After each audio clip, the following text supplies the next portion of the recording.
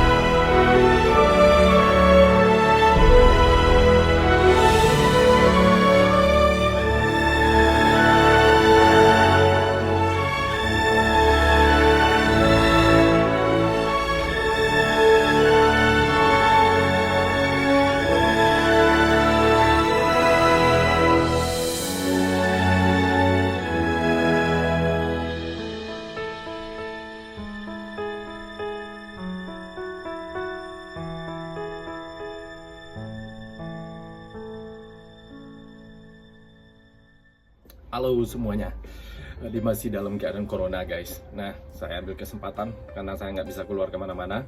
Saya ambil kesempatan cerita dengan kalian bagaimana dengan kehidupan saya sampai saya berada di sini, yaitu judulnya Si Pengembala. Nah, ini adalah episode kedua. Yang pertama agak lebay, agak dramatis, tapi jujur, semua itu berdasarkan fakta.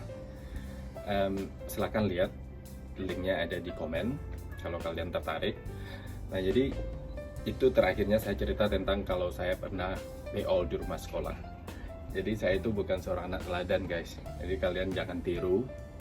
Dan kalau mau niru, silakan tanggung jawab sendiri. Dan masa kecil saya itu mungkin orang-orang bilang kita itu adalah keluarga miskin. Tapi saya pribadi saya nggak pernah bilang kalau saya itu miskin. Nah, kenapa? Waktu saya lahir saya punya semuanya lengkap, punya kesehatan alhamdulillah. Sama dengan orang-orang yang terlahir di keluarga yang kaya. Kenapa saya bilang saya miskin? Mungkin keberuntungan aja belum berpihak dan nasib belum ada dan butuh kerja keras mungkin untuk mencapai kesuksesan. Di kampung itu ada satu tetangga saya namanya Bu Linar. Jadi beliau itu sayang banget sama gue. Dia itu kalau ada apa-apa, misalnya mau suruh pergi beli Ajinomoto, suruh pergi beli cari obat dan lain-lain, itu panggil saya. Dulu panggil kakak saya, tapi generasi berikutnya panggil saya. Jadi nanti kita dikasih uang 100 rupiah. Wow. Kadang-kadang lewat di rumah beliau mikir, mudah-mudahan ibu manggil gua buat nyuruh beli Ajinomoto atau apa kek gitu kan. Ya maklum dong, uang 100 rupiah dulu yaitu belanja saya satu hari kan, jadi double. Mbak ngasih 100 dapat 100. Jadi sayangnya ini gue juga pencuri guys. Saya tuh pencuri juga karena pencuri tanaman orang terus dijual. Saya tuh punya sahabat karib, mulai saya tahu dunia ini sampai sekarang kita masih berteman. Itu sahabat kecil lah tibanya, namanya Nova. Di semenjak saya mulai sekolah, walaupun kita itu beda kelas ya sekolah, dia itu duluan, dia agak tua dari saya dikit, tapi kalau bermain itu selalu sama. Pulang sekolah, di sekolah pun kita main bersama itu kan. Sampai sekarang masih kontak, masih best friend. Sampai matilah mudah-mudahan, amin. Jadi saya sama dia itu nyuri apa namanya, bigu, tapi bahasa Indonesianya apa? Melinjo. Terus kelapa. Terus apalagi ya yang dicuri? Cengkeh. Itu pergi ke ada perkebunan orang, bukan perkebunan sih, kayak semak belukar itulah, tapi yang punya tanah bukan kita. Jadi intinya nyuri juga. Jadi kita ambil, sempat dulu waktu ambil cengkeh, balinjo juga, kita dikejar sama parang. Jadi ada tanah orang itu ya, terus ada sebuah hutan, kayak hutan bakau gitu, nipah gitu ya batangnya. Jadi kita ngelompat kayak kera, lompat, orangnya ngejar pakai panah. Siapa sih lo? Tak bunuh. Kita lompat kayak kera-kera gitulah, you know. Kemudian yang paling lucu itu, yang paling saya itu malu sekali, yaitu saat mencuri belinjo sama ibu yang tadi yang suka nyuruh tadi. Jadi ibu itu punya batang belinjo di belakang rumah beliau. Beliau itu seorang PNS guru, pensiunan guru. Jadi waktu 90-an itu kan yang PNS pastilah biasanya kehidupannya lebih sederhana daripada kita-kita ya kan. Nggak sekarang PNS kadang banyak yang kalah sama pedagang ya kan? Terus ya beliau orang yang terpandang, panutan oleh orang-orang kampung gitu. Jadi kalau beliau ngomong orang dengar gitu omongan beliau, bijaksana lah. Dan saya juga sampai sekarang beliau adalah salah satu panutan saya walaupun sudah almarhumah. Jadi kadang pagi-pagi hari Minggu itu kadang saya kan nggak jualan, ada beberapa kali ada halangan gitu nggak jualan ya.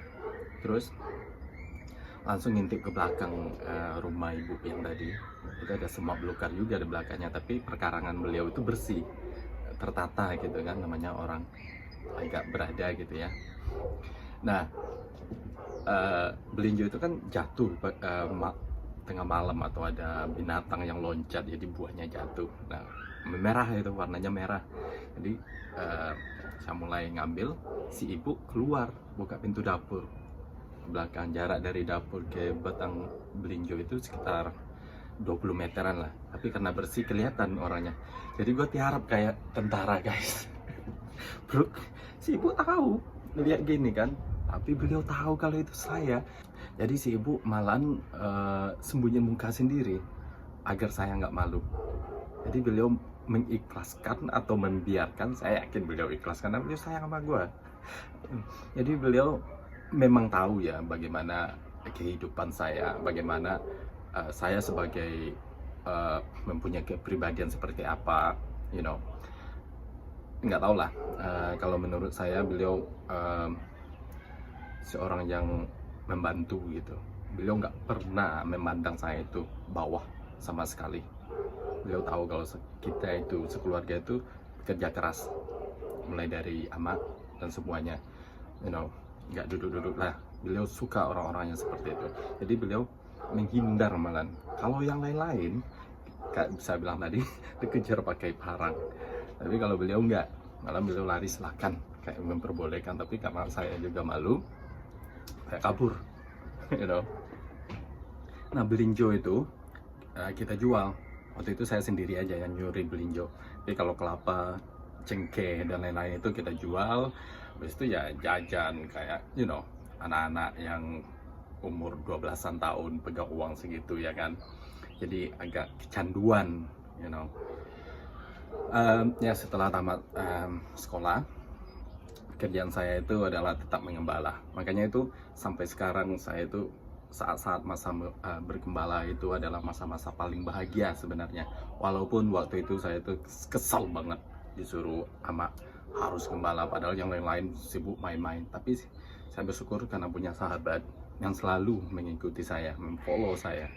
Pokoknya dia tuh kalau saya belum pulang jualan, dia tungguin. Jadi kita pergi gembala walaupun dia nggak punya sapi. Kita main layang-layang, kita main sepak bola, main sembunyi-sembunyian, you know. Ada suatu saat di sanalah mimpi saya yang ingin merantau itu muncul. Pergi ke lanjut ke dalam. Jadi ada pada suatu saat kita lagi nyantai-nyantai sambil melihat sapi saya ya kan, di rumput tidur kayak gini kan sama teman saya. Saya bilang ke Noval, kamu tahu nggak di balik bukit itu adalah Jakarta. Karena saya sering bilang orang-orang yang udah pulang Jakarta katanya kalau ke Jakarta itu harus lewat bukit-bukit. Nah pikir saya tuh bukitnya, nah pasti Jakarta di belakang bukit itu. Nah disitulah mimpi merantau saya itu muncul di saat, you know, inspirasi. Ya saya bisa bilang masa-masa kecil saya itu lumayan masa-masa yang beruntung. pas generasi saya ya, kita itu mandi-mandi ke sungai, kita apa kayak si bolang lah, kalian bisa bayangkan, main ke semak belukar, nggak ada yang ditakutin. Pokoknya intinya kalau ada waktu kita berpetualangan, kita seolah-olah anak hutan gitu ya kan, bersampan, mancing, apalagi ya yang nggak saya lakukan masa kecil. Kayaknya saya lakukan seperti mayoritas anak-anak semua. Makanya itu masa kecil ini sangat-sangat saya kenang sekali. Nah, kemudian SMP. Nah, di SMP pun saya masih ngebolang. Jadi waktu itu kita bisa pergi ke pantai karena udah mulai punya tenaga dikit ya kan.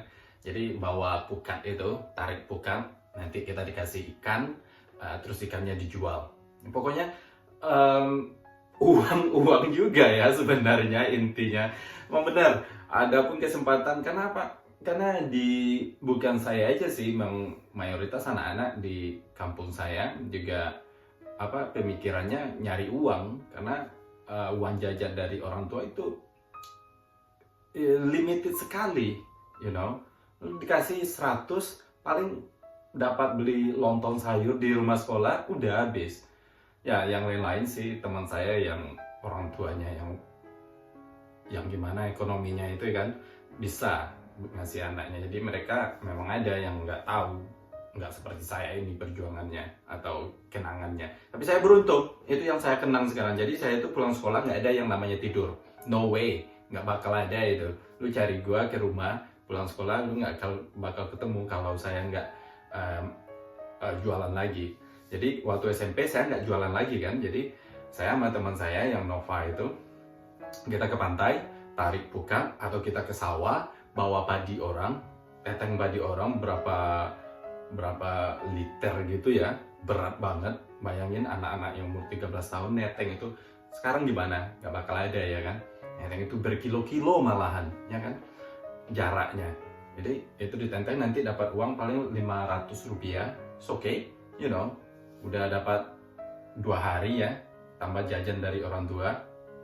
Kadang saya nggak minta jajan kalau udah ada dapat uang.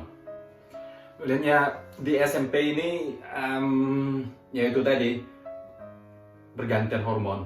Jadi gue itu pengen kelihatan cool, pengen kelihatan keren, ya kan? Itu emang hormonnya kita di umur-umur saat itu. Jadi udah mulai lirik cewek, terus nongkrong-nongkrong, ada geng, terus main judi. Ya, saya sempat main judi. Tapi yang intinya ini, ya saya lakukan hal itu, tapi nggak terlalu mendalam gitu loh. Mungkin kalau dibilang 60% saya itu pejudi, yang 40%-nya enggak, gitu ya kan? Kan ada teman saya yang sampai memang bisa jadi profesi ya, tapi saya enggak, you know, ya sampai maghrib juga. Jadi waktu saya main judi itu ada amak lewat, nah beliau lihat baju saya, jadi beliau ambil tanda, lempar, ya kan. Nah saya lari kabur kayak 100 kilo per jam gitu kan, cepat banget, namanya Tarzan gitu ya.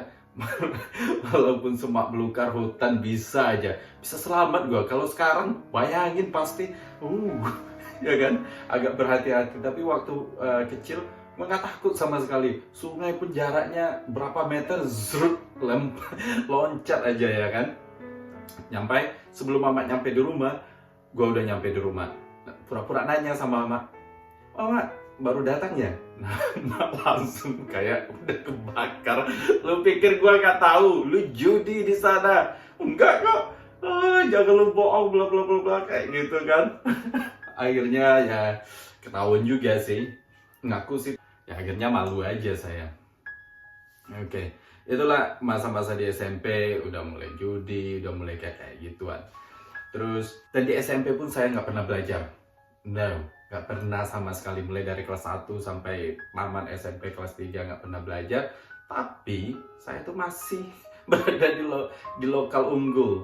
Jadi di waktu SMP itu ada kan kelas 1, 1-1 unggul, 2-1, 3-1 itu semuanya unggul. Nah saya selalu berada di lokal sana, nggak tahu kenapa. Tapi alhamdulillah mungkin Tuhan ngasih IQ yang lumayan waktu ujian.